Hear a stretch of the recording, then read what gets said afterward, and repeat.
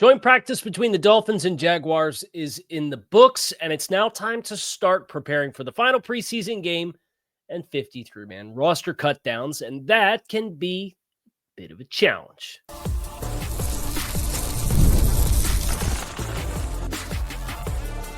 You are Locked On Dolphins, your daily Miami Dolphins podcast, part of the Locked On Podcast Network, your team every day. All right, Miami, welcome to another episode of Locked On Dolphins. It is your team every day here on the Locked On Network. I'm your host, Kyle Krabs, a lifelong Miami Dolphins fan, host of Locked On Dolphins, co-host of Locked On NFL Scouting, author of Touchdown Miami on Substack, NFL staff writer for A to Z Sports. Want to give a special welcome and shout out to our everydayers because it is your team every day. We don't just say it, we live it. You're on the Locked On Network. Today's episode of Locked On Dolphins is brought to you by FanDuel. Football season is around the corner. Visit the FanDuel app today and start planning your futures bets now. Dolphins joint practice with Jacksonville in the books. We had some fireworks. There's some fights. We had Minkah Fitzpatrick with a pick on Trevor Lawrence. Jack Jones with an interception on Trevor Lawrence. Dolphins sounded like they were kind of clunky offensively, and that good old injury bug popped back up again. Dolphins were already without Tyreek Hill and Devon Achane for this joint practice against Jacksonville. Darren Waller continuing his selective ramp-up process, so he was a participant in some of the drills, but not in the team periods for the second consecutive day. And Jalen Wright got shook up throughout the course of this practice. There was some report of Jordan Brooks having some kind of apparent minor issue at the end of joint practice against Jacksonville as well. Mike McDaniel said this morning on Thursday, August 21st, we expect to see the starters, but for how long would be dependent upon how the joint practice goes. So we'll find out on Saturday how well Mike McDaniel thought his first team offense and defense did or did not perform during today's joint practice against Jacksonville. But me not having the opportunity to go back down for schedule conflicts for this joint practice, we're going to instead focus today on the bubble. And the bubble is a challenge this year. Mike McDaniel said as such this morning. The top of the depth chart might not have as many star-studded, sexy names that you may have seen in recent years. But the bubble's complicated this year for the Dolphins, in my mind. I have a hard time. I just am in the process of working through my 53-man roster projection right now. I have 59 names. You only get to keep 53. And there's some elements beyond just who performed how well and who didn't that could be complicating factors for those on the bubble. And that's where I think the last preseason game, today's practice, really critical last impression opportunities for guys to make their case, right? Because camp, for all intents and purposes, is over, right? They're off tomorrow. They have the preseason game, cut downs at the beginning of next week. That's it, gang. Like we're right there. So want to work through some of the names I'd like to keep, the complications involved in the bubble, and then what your thought process should be about who you're going to try to stash and keep or not. So with that in mind, I have my notes here. And each one of these position rooms can be complicated by a couple of different things. The offensive line, for example, I would like to keep 11 names based off of play in the preseason, based off of intent as a starter, based off of extended track record, based off of positional flexibility. But this is a really hard one to project because we haven't seen Liam Eichenberg all camp. Is Liam Eichenberg going to be available? Is Liam Eichenberg going to be on the IR to return? Remember, there was a rule change last year where teams can now, instead of it used to be, you had to have a 53 no matter if these players were healthy or injured. And then after you cut to 53, then you could put players on injured reserve and designate them to return, and then try to sign back the players that you had to expose to waivers because you had to cut to 53. you technically can cut as low as 55 now, because the rule change that took place last year is you can take 2 players and immediately place them on IR to return without having them reserved with a 53 spot and then try to sign somebody back, because after you cut the 53, then you can move a guy from the 53 to IR designated to return. So it can save you up to 2 more cuts. What is Liam Eichenberg's status? This is an example of the bubble complications that I think is facing this football team right now. Because I'd love to keep 11. I'd love to keep your projected starting 5 of Patrick Paul, Austin Jackson, Jonas Savaiinaea, James Daniels, Aaron Brewer, and then I'd also love to keep your swing tackle, Larry Borum. Keon Smith, I thought, had a better preseason game against Detroit than a lot of what it's looked like when they moved him back to tackle. I don't think Keon Smith, they keep alluding to position flexibility. I don't think he's got great position flexibility. But as a 4th tackle, I think he could do a lot worse, and he knows the system, and he's a great asset as a run blocker, particularly in the preseason games against guys that are kind of the equivalent on opposing rosters. But he created some space in the run game. So I'd love to keep 4 tackles: Paul, Jackson, Borum, Keon Smith. I'd love to keep, from a center perspective, Aaron Brewer, Daniel Brunskill can play center, Andrew Meyer can play center. What's Andrew Meyer's situation? He went down. Mike McDaniel said that was a week's thing. Apparently he was cited at practice with a brace on his elbow.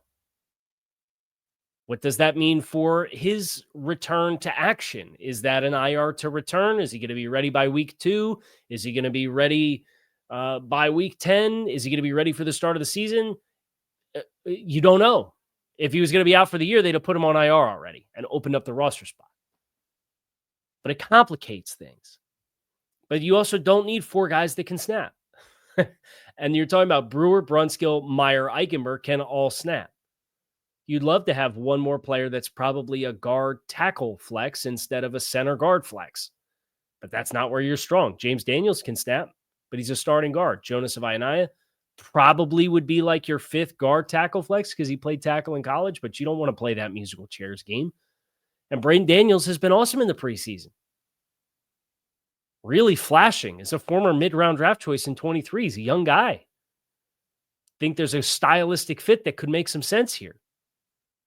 Not an elite traits guy from a stature and frame and gravitational pull perspective, but a good athlete. I'd love to keep 11. You can't justify keeping 11 on a 53-man roster. You just can't, especially when the entire point of the guys that are the backups are designated to be position flexible guys so that you're supposed to be able to carry less. It's a good problem to have. And, missing here is some guys that have been like the 2nd string right guard has been Jackson Carman, right? The backup center right now has been either Brunskill or Brunskill's playing guard. And then it's one of the young Addison West, right? So there's a lot of concern about the backup offensive line, but Meyer has been out for weeks. Eichenberg hasn't participated at all. Larry Borum's up with the ones right now. That's 60% of your backup offensive line is not practicing with the backups.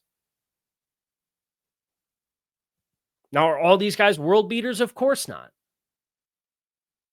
But I'd love to keep them all, and I don't think it's possible. I think you're going to have to make at least one hard cut, or you carry 10, and one of these guys can be an IR to return. These problems exist elsewhere, too, which is really interesting to monitor, especially given what you have to carry at quarterback, as that, how that complicates the trickle down. If you're going to keep 10 offensive linemen and 3 quarterbacks, what does that do for the rest of your bubble guys? Well, we got some more names I'd like to keep. It's on the other side of it. Make sure you guys stick with us. August 26th is officially FanDuel Futures Day, a brand new holiday for football fans who live for bold predictions and preseason hunches. Just for 24 hours, FanDuel is giving you deals on NFL season predictions. So whether you're calling your MVP shot, eyeing a long shot division winner like the Dolphins, plus 700, if you like it, you can get it. Or if you're ready to crown your Super Bowl champ before week 1 even kicks off, this is your moment. Visit the FanDuel app today. Start planning your futures bets now because Futures Day is one day and one day only. FanDuel, play your game. Just kind of give the run through for the bubble. And I'd like to specify, just because I like some of these guys to keep on the 53 doesn't mean I'm super comfortable with what their forecast would be if they were projected into a prominent role, right? There's different layers of coveting for different things. Like Tanner Connor is a great example of this. I think Tanner Connor is an experiment that I've kind of personally had my fill of.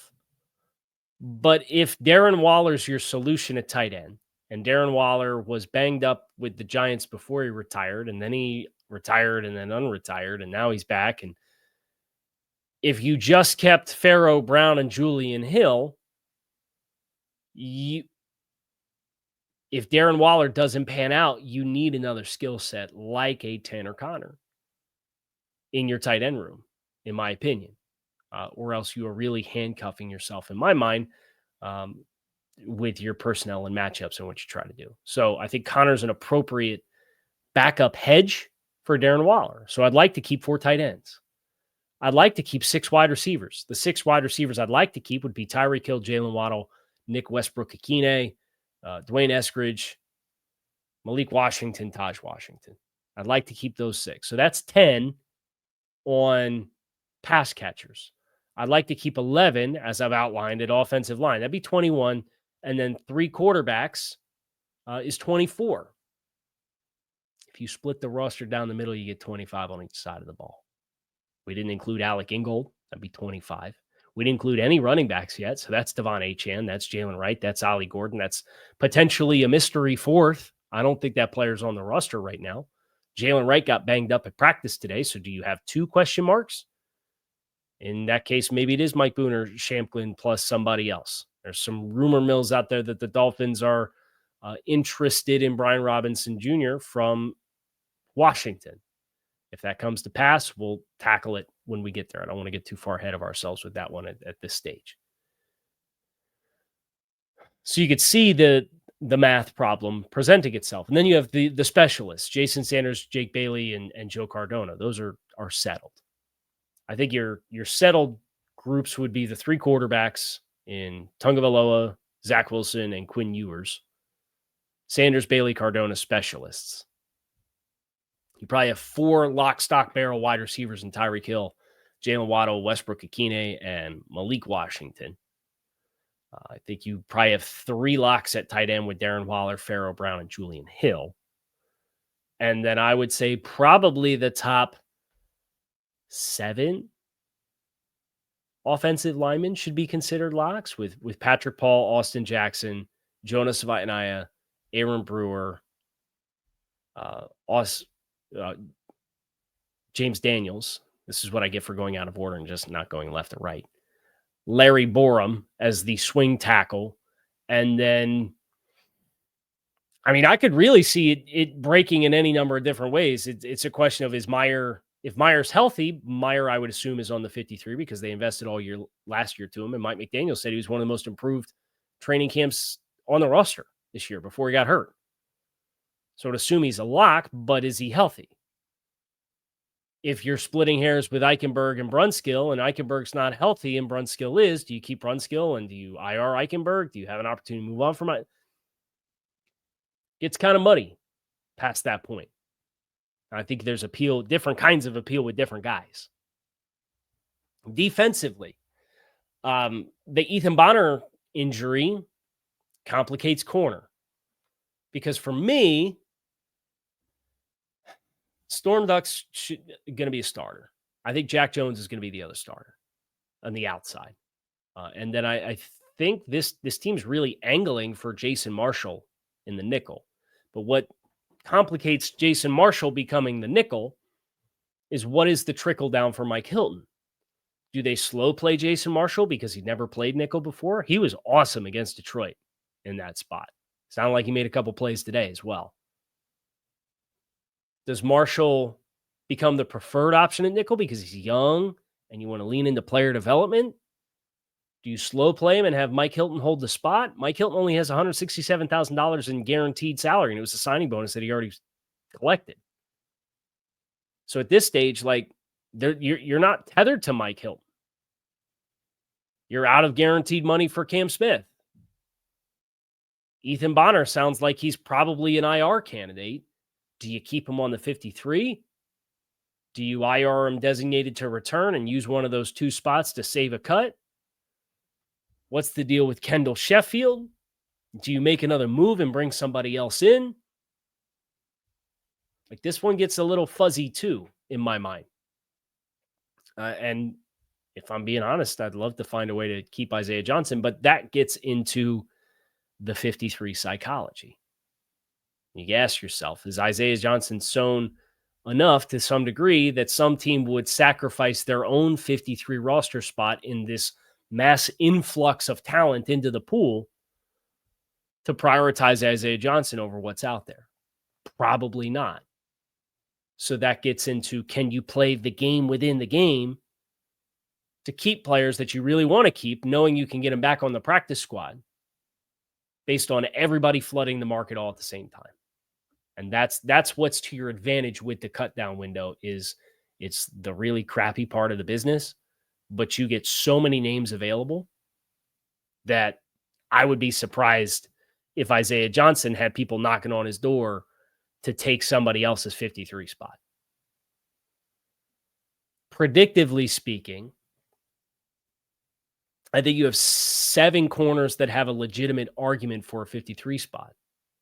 It's Storm Duck, it's Jason Marshall, it's Mike Hilton, it's Jack Jones, it's Cam Smith, it's Ethan Bonner, it's Kendall Sheffield. Now, how many of those are you comfortable with playing? It's a different story, right? They're really invested in Storm Duck. Jack Jones, I think, is the most physically talented on the team. Mike Hilton is a veteran nickel. You know what the strengths and weaknesses are there, and Anthony Weaver said as much, and that's why he didn't play in the second preseason game against Detroit. We know what Mike Hilton is. We want to see the young guys.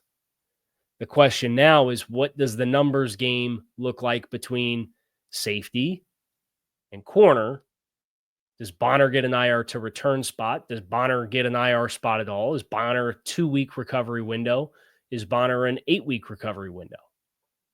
Like that can complicate stuff. And I think if Bonner is not going to necessitate an IR to return for what you anticipate, and he takes a 53 to begin with, I certainly think that cuts somebody else out of the mix. So they've got, between just offensive line and corner, they have 3 candidates, and you only get 2 IR to return designations that can skip reserving a spot on the 53. So you're already facing a numbers game within the game within the game. And that's before we get to the edge rush room. Defensive tackles. It's muddy. It is hard. We're going to get into those other rooms and the psychology of it all next here on Locked On Dolphins. Make sure you guys stick with us. Most people can't name all of their financial accounts or even what they're worth, whether it's 401ks, properties, or investments. When you don't have the full picture, you can end up leaving money on the table. That's why there's Monarch Money. It's an all-in-one personal finance tool that brings your entire financial life together in one clean, easy-to-use interface on your laptop or on your phone. Monarch does the heavy lifting for you. You can link all your accounts in minutes, see clear data visuals, get smart categorization of your spending, and finally feel in control of your money without ever touching a spreadsheet. Don't let financial opportunities slip through the cracks. Use code LOCKEDONNFL at monarchmoney.com in your browser for half off of your first year. That's 50% off your first year at monarchmoney.com with code LOCKEDONNFL. The edge rush room. Matthew Judon did not make this any easier. Chop Robinson, Jalen Phillips, Bradley Chubb, Matthew Judon. Beyond that, it's Quentin Bell. It's Cam Good. It's Derek McClendon. It's Muhammad Kamara. I would be surprised if they kept more than 6 tops. So that would be the 4 prominent guys, Chop, Phillips, Chubb, Judon, your defensive rotation. Anything beyond that, you're probably looking at a lot of special teams chops. And that's where I think Cam Good has a prominent leg up on all of the other contenders. I would pick Cam Good to make the roster based off the special teams profile right now. And then it's Quentin Bell versus a lot of these bubble names that we've already talked about, versus some guys at defensive tackle that we've alluded to as well. Bell, especially with Judon coming in as a heavy-handed guy, I think that hurts Quentin Bell in this pecking order a little bit. Not to say he's not going to make the roster, but Quentin's best traits was kind of having heavy hands and setting an edge and turning stuff back inside. I think he's a better early down player than he is a late down player. Judon has a better late down profile, but also profiles favorably as an early down player in some of the unsexy elements of the position where you're looking to create knockback on the edge. I would have Good in the 5 spot because of the special teams profile, though.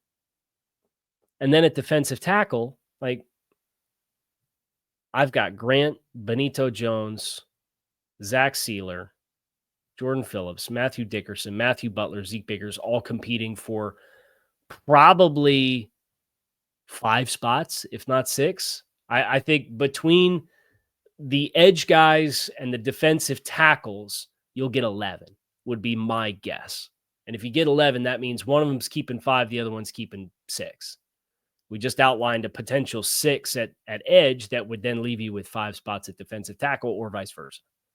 So Quentin Bell is very much, I think, competing with the Matthew Dickersons and Matthew Butlers of the world for a 53-man roster spot. So we alluded to the psychology of 2 phases that I think is important to keep context on here, and that's where would teams be willing to throw caution to the wind and claim a player, and where would where are the hidden layers of value for your 53, and that's where the special team stuff comes into play. I think that's where, running back, it's a little hard because Devon Achane, you really don't want to use on special teams.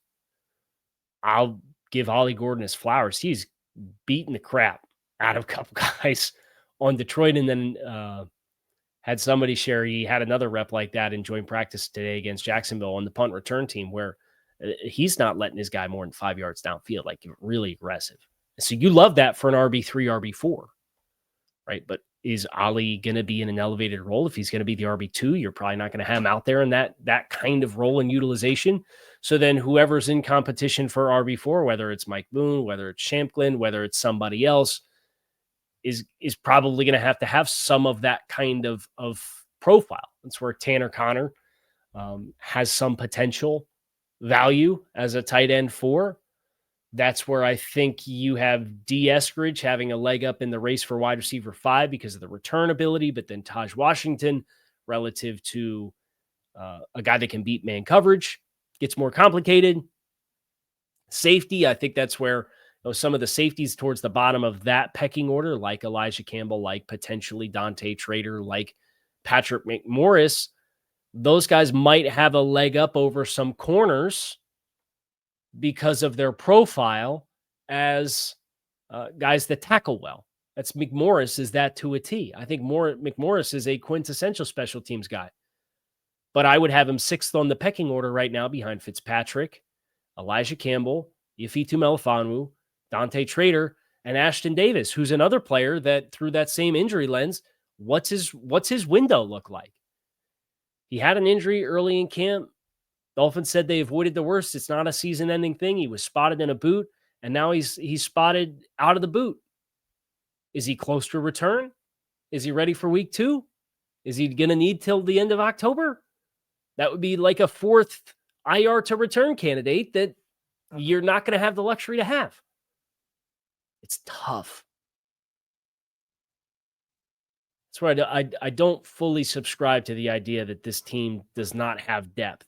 They have challenges that are presented, and they don't have a ton of depth that would be slam dunk starters across the rest of the league. But you have a lot of competition and candidates for roles, and a lot of those guys have upside. And that's the job of the coaching staff this year.